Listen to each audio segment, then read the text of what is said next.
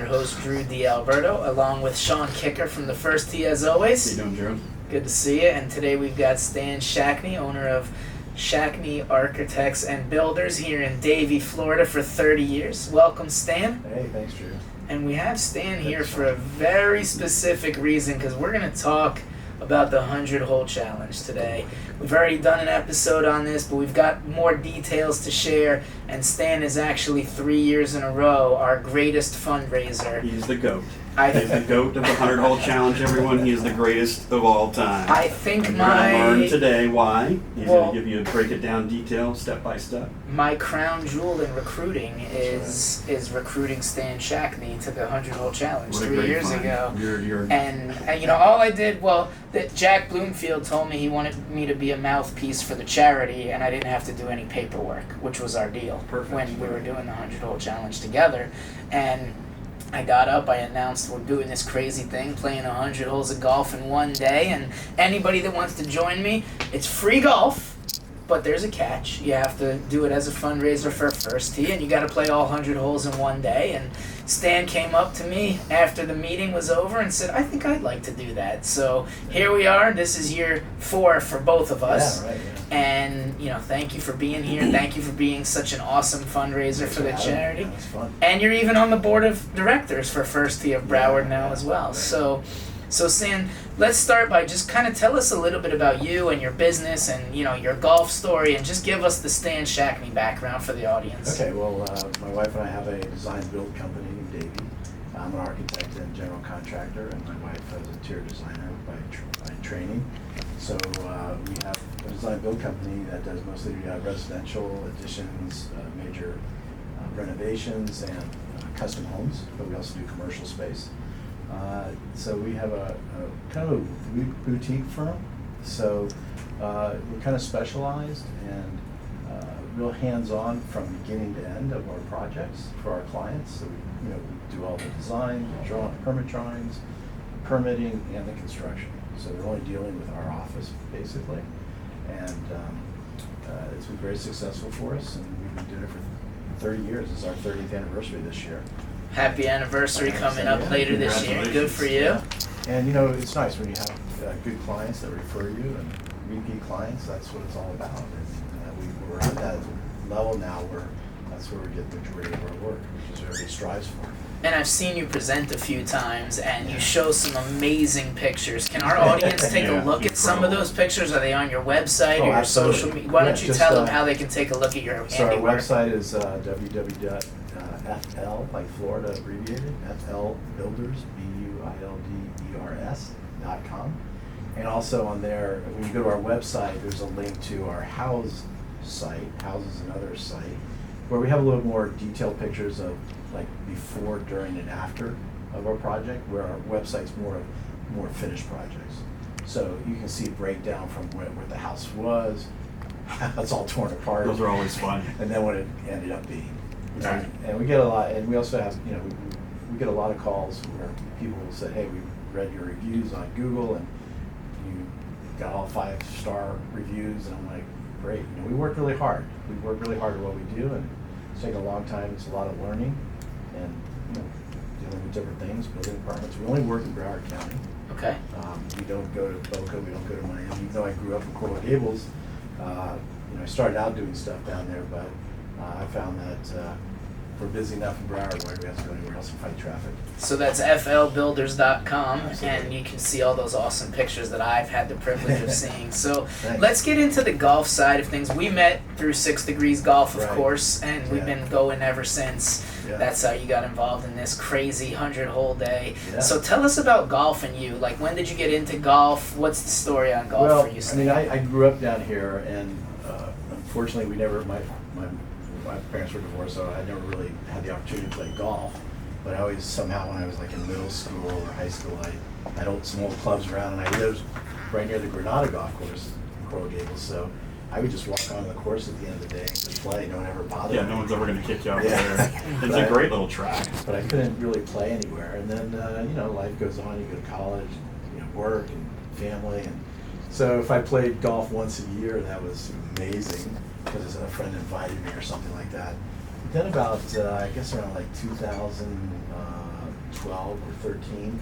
A good friend of mine, Doug McIntosh, suggested, he goes, hey, why don't you join Grand Oaks? Because at that time it wasn't as costly to join. And, I didn't. My kids were grown and out of the house, and I needed something to do. My wife was busy with the horses, and so I said, why not? So I joined Grand Oaks, and I was, hitting in the hundreds. And after the first year, I was down in the 90s. And now I'm glad to say I'm in the 80s and sometimes in the 70s.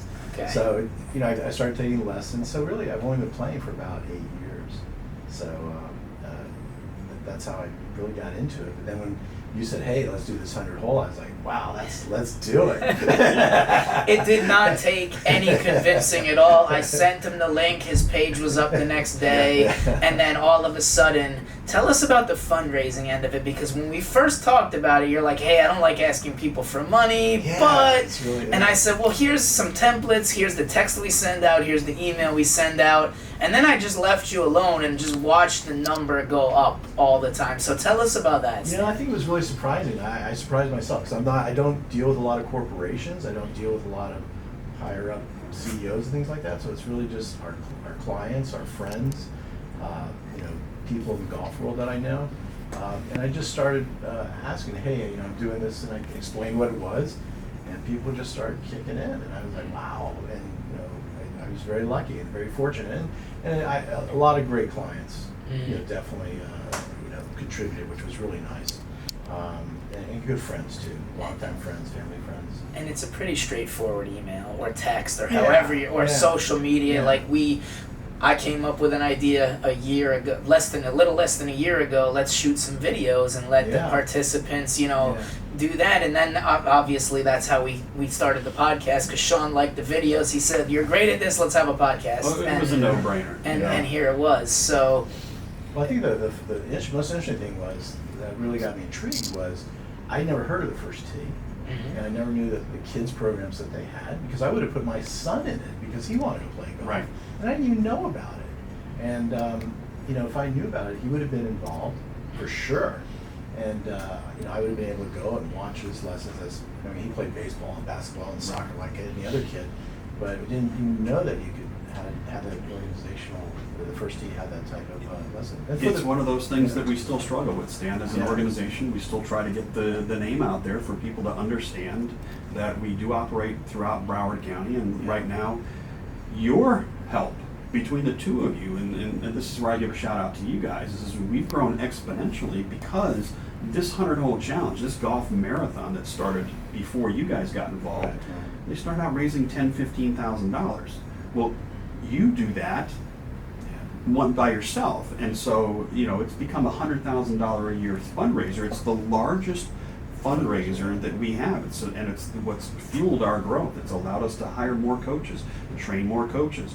It's enabled us to go into boys and girls clubs and YMCA's and bring the game of golf and our life skills program to over 1,000 participants last year. 2023, we expect to break 1,500. So Wow. that could It's not have amazing. happened That's great. without the two of you guys. So thank you. No, and it's something we all are passionate about, right? Teaching Yeah. kids to be good people and better people through using the game of golf, of course. Yeah. But that is something that everybody, whether you're a golfer or not, can get behind very easily. Sure. So And the veterans too. I think it's great that you have the veterans program. I was just up in Chicago last month, and I visited the First Tee of Chicago facilities. And wow, what a great thing they Incredible. up there on the lake. They have a beautiful building, and facilities of 6,000 square foot, putting green, chipping area. They went all out. They raised over $2.2 million. And I would love to see a facility down here like that, where we could have one central location where all the families come and participate, and then be able to get the kids out on the golf courses. That's the biggest struggle, is getting them out there. Yeah, that is the key. The key is the way that we currently do it. We have 14 or 15 golf course locations, Right. where the coaches are actually the pros at those courses, and Yeah. they teach out of there. So a couple days a week, they'll Yeah. offer programming, but there's nothing like what they have in Chicago. And in most areas, most First Tee chapters, they have one central location, beautiful building with Yeah. all of the technology, access to computers so that they have tutoring after schools. Yeah. And they also have golf simulators. So it can be a year-round endeavor, and you can really develop good players and really. Well, that and you could play in the afternoon in the summer in Yeah. Fort Lauderdale, or instead of always being rained out. Instead like of you've being, been. yeah, I don't want to talk about my rainouts. It's a very sore subject, Sean. Don't bring that up again, please. But yeah, that's the kind of facility. I mean, if we could connect with some type of facility that could be a home base.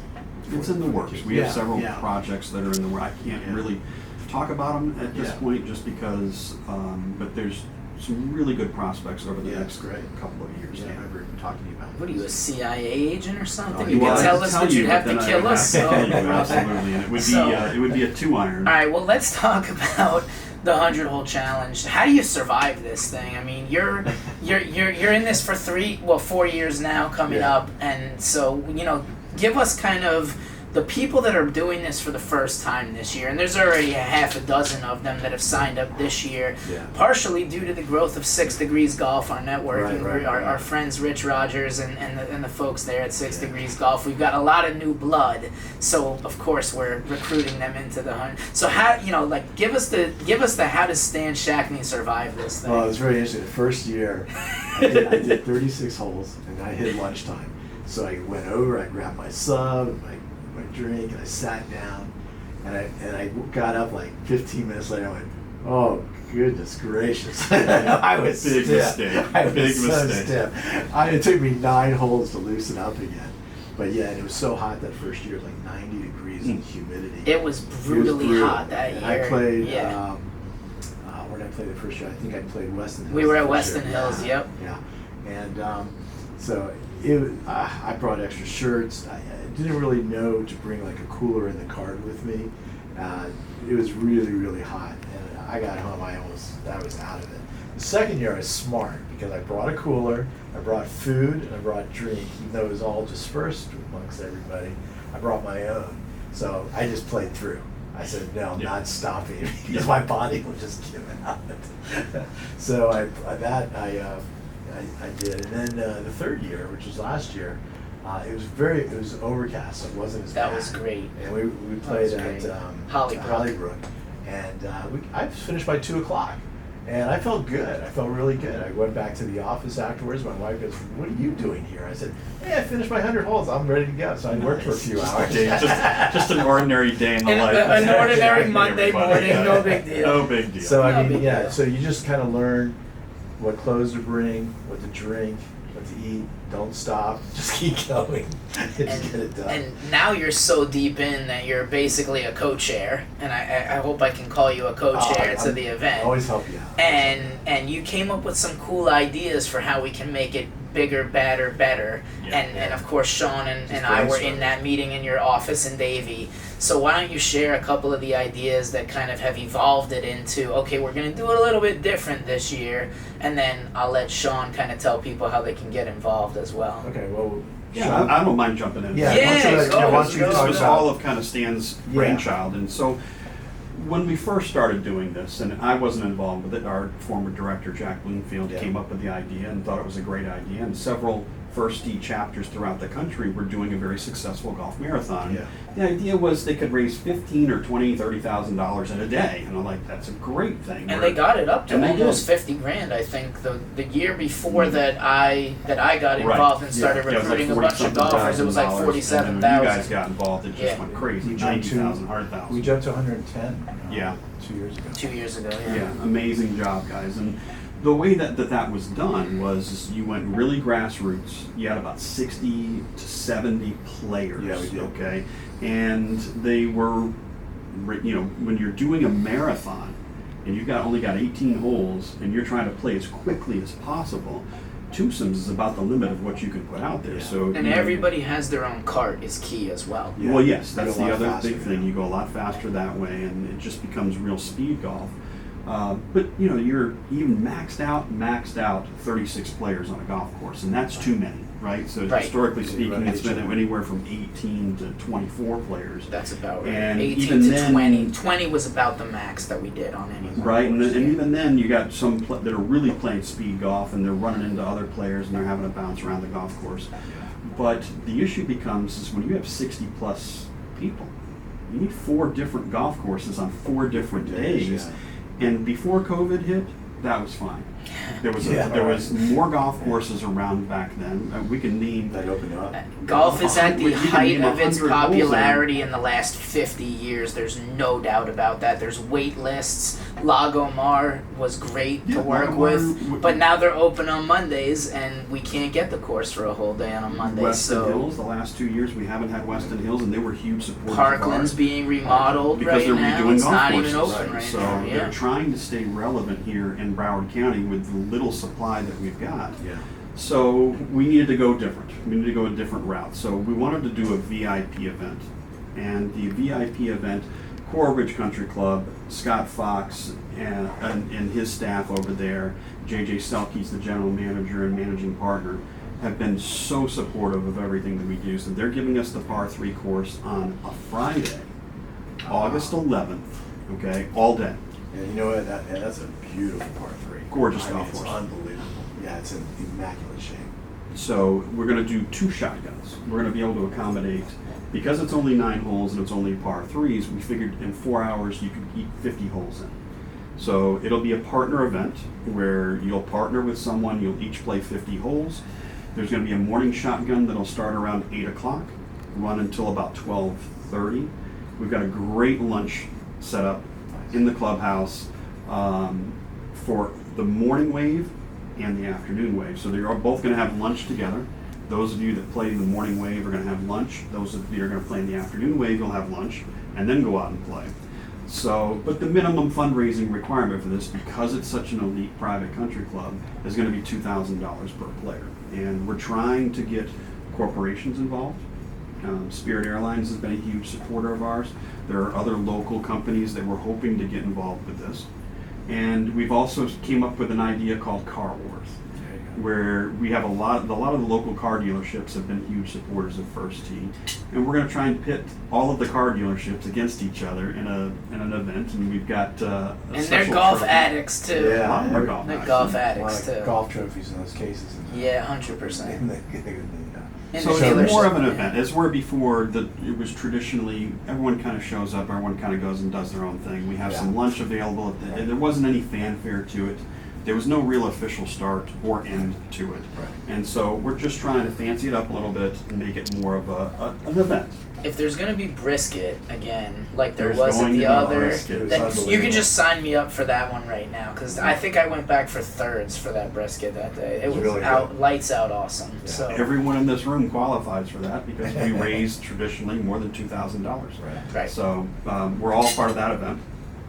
The other event that's different this year is we have a new partner in Brian Corriston, who is a certified First Tee coach, but he opened up an indoor golf center called Lauderdale Links.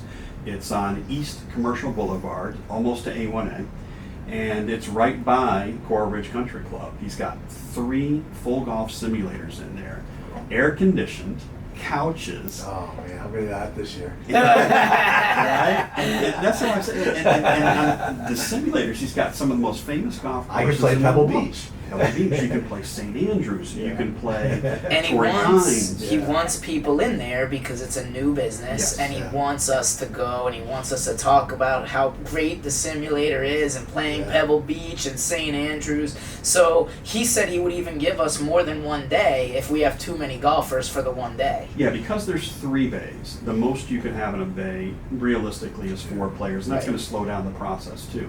Yeah. So the most we could do is 12 players. So if we fill up that 12, he's committed to giving us another date, and maybe we can have another 12. Yeah. But I think it's a great take and a different take on the 100-hole challenge. One that I'm looking forward to, having played in all 4 events last year. Not sweating outdoors. through 3 shirts and 2 hats Took me and months 4 to pairs of recover, let me socks, tell you. and yeah, I gotcha. And lastly, We're not making it sound like fun enough though, because I had Nick out there, my son, who's now 14, with me the last 3 years, and I played with Curfton 2 or 3 of the 4 years, and I had an absolute blast. Yes. It is tiring. It's very exhausting. It's fun, You should not sit down. You're absolutely Yeah. right. Sitting down is a dumb For a long idea. time. We learned our lesson the first year. We haven't sat down since.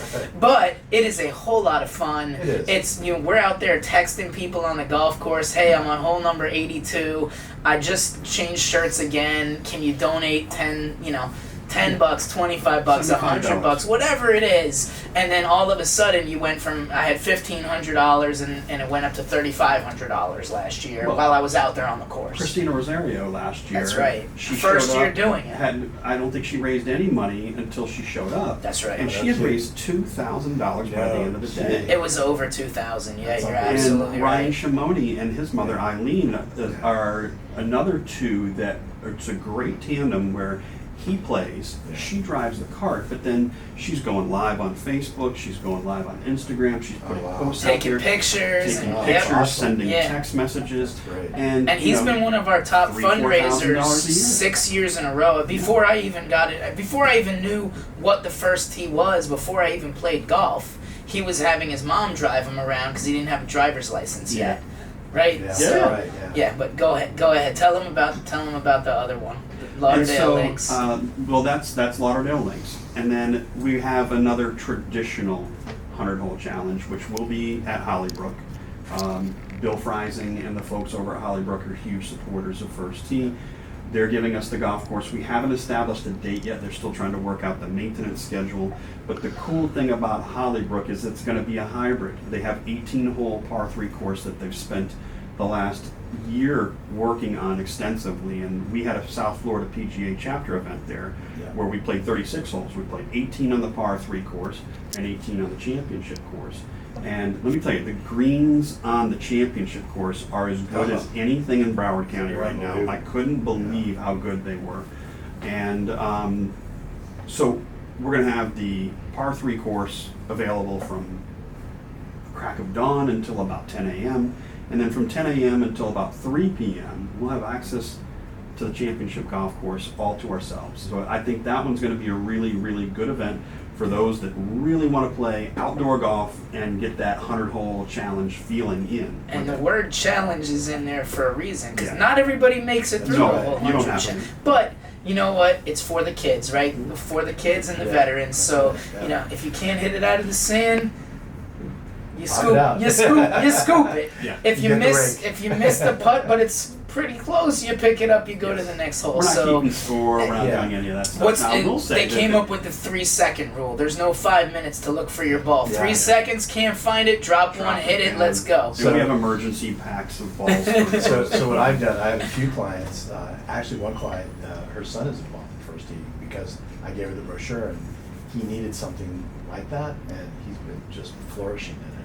But she lives on Jack Red Golf Course. Okay. And she's got a big bucket of balls from all the balls in her pool and yard and all that. And I said, you want to donate those to First Tee, right? She goes, oh yeah, just let me know. Because that's what we're going to use it for, is the 100-hole challenge. Absolutely. All those balls that people don't community funds. Yeah, absolutely. And Lee Burke has donated balls the last 3 years that we've passed out to a bunch of different people. So, and I love the way that the golf community kind of rallies around this event. It is not hard to recruit for this thing. It does not, like I said with Stan, doesn't take hardly any arm twisting. I called Curfton the first year, and I'm like, we're playing 100 holes of golf, it's free. And he didn't even ask any questions. I was like, but we got to raise money for charity. He's like, where do I go? What do I do? It's not a hard sell, if you will. So, we've got the 3 events. Coral Ridge Country Club's going to be something special. I'm really looking forward to that. Beautiful course, beautiful clubhouse. The food was amazing. I still have dreams about that brisket. I'm looking more forward to the brisket almost. Well, the good news is the exact same food that we did for the par 3 corporate challenge is going to be exactly what we have. I'm going to be hungry that day. I'm going to play in the morning so I can sweat out like 10 pounds of water and then gain it back on brisket. Exactly. So, and then, awesome for Brian Coriston and Lottie Links to go ahead and donate his place to us. And then Hollybrook is a great course. We did ours there last year, Stan, and the par 3 wasn't in great shape last year, but now if Sean says it's good, he's the biggest golf snob we know, so we know it's good. Kudos to them for making I have high standards. That's right. That would be great. But I think that playing the par 3 course first is a great little warm-up, and that's Oh, what yeah. we found. It was great for us Yeah. as professionals playing in that event. It was a pro event. We played 18 holes on the par 3 course. We had those wedges dialed in, Yeah. even though the greens are different, Yeah. but we were still dialed in with the wedges. It's and great it was meant practice. for it. It To is me, great practice. I take it as the whole 100 holes as a practice. It's practice, yeah. You know, when you're playing golf, you want to hit your best shot. You know, because you're keeping score. But here, you're not keeping score. So, all right, I'm going to try my 58 instead of my 54. See what I do on this, shot. You're swinging a little Yeah, easier. yeah, You're absolutely. clubbing up because Right, you're absolutely. tired. A Right. lot of people say their third or fourth round might be the best round they've ever played. The first year I played, the third round was my best round. And there you go. I shot in the 80s. And- It's unbelievable. Yeah, Nice. Right. I mean, I almost got a hole in one last year Yeah. on the 96th hole. Oh, Yeah. yeah, Yeah. I did too. Into the wind. I think I was using a 5-wood because I had nothing left in the Was tank. this at Hollybrook? Yeah, at Hollybrook. Yeah, and on the 17th hole, I was about that close to having my third hole in one, yeah. I don't think it was the 17th hole. I think it was a different one, but I was like, I don't know, 14 inches short. Nice. So anyway, I forgot one last thing. well- I forgot the other bonus pool that we've got going on is we've got the closest to the pin contest on all the par 3s. that's right. All right, and so we have great prizes this year.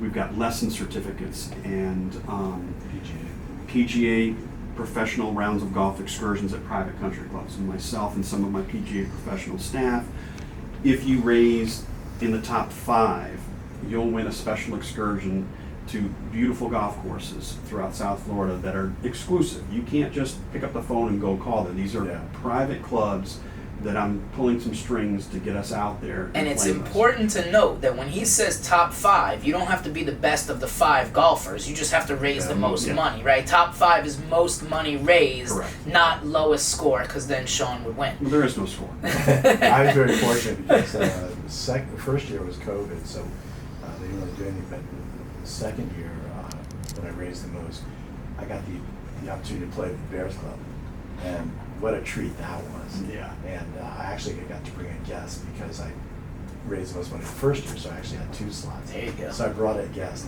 The sad part, it was Tuesday, and I asked some of my best golf buddies, I'm like, you want to go play Bears Club? They go, when is it? I said, Tuesday. They go, oh, I can't play on Tuesday. I said, dude, it's the Bear Club. And he went, didn't he? Yeah. Of course he did. Yeah, we got course he 106 fever that day and had to be admitted into the ER. So yeah, that was a real treat, and it was really wonderful to experience that club because it was beautiful. Well, Sean, why don't we close by telling them how they can sign up Yeah. for So- this event if they want to do the fundraiser and participate? Yeah, it's a great little fundraiser. It's so simple. You go to our First Tee Broward website. You click on Get Involved. Once you click on Get Involved, you'll see 100-hole challenge, and you go to that page. Sign up. Takes how long, guys? How long 5 did it take you minutes. guys? 5 Not minutes. even Not 5 even 5 minutes. minutes. A Very couple of simple. minutes to create your fundraising page, upload a picture, and you're off and running. And then you have that link, which is unique to you. You copy and paste it. You put it on social media. You send it out via emails, like you do through Constant Contact that you use. I'm a text message guy, so I will send out my text messages to everyone that I know, and follow up and follow up and follow up until. And we'll make it even easier to sign up. We'll post the links on Onpar Media on There Instagram. you go. We'll post it on the Onpar Facebook page, and that way you can just go to the page, click the link, click I want to fundraise for this. It's actually the name of the link, and then you set up your page, you blast it out to everybody, you pick your course, and we go have some fun and some really great food. Yeah, and they some can really also join the awesome team. times. Like if I set up a team, and if they want to play with Drew, they can play on. They decide to play on Drew's That's team. the Onpar team.